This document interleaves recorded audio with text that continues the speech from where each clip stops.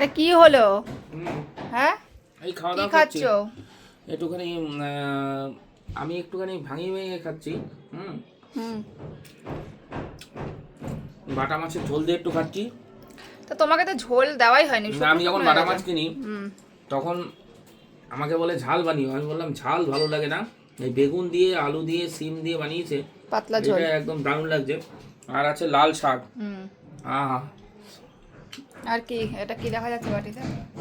বাটিতে তো স্পেশাল জিনিস। বাটিতে হচ্ছে দেশি মুরগি। এই ভুল বলে দিলা, কি? মুরগি না। মোরগ মোরগ মোরগ মোরগ, দেশি মোরগ। চেঞ্জ করে দিলে তো হবে না, মুরগির টেস্ট একরকম, মোরগের টেস্ট একরকম। না না, একই। কিন্তু মোরগের এটা আজকে মোরগটা দেশি, অরিজিনাল দেশি, খুব অরিজিনাল টেস্ট। দেশি। হুম, টেস্ট খুব একটু টাইট টাইট ভাব রয়েছে। হুম। রিও বলছে হ্যাঁ। আর এটা রাজপাতে কি আছে? টমেটো লাস্ট টক। পাতে মাছ দিয়ে টমেটোর একটা কালকে বানিয়েছিল, এটা ফ্রিজে রাখা ছিল। এটা অবশ্যই সাথে রয়েছে, এর জন্য এটাতে মজা এসে যাচ্ছে। হুম, বাড়ির মধ্যে একটুখানি বেশ ধরে ধরে খেলে ভালোই লাগে। দারুণ দারুণ। তো এই হচ্ছে আজকের খাবার দাবার। হালকা ফুলকা। হালকা ফুলকা। ঠিক আছে, তাহলে খাওয়া দাওয়া করো। হুম।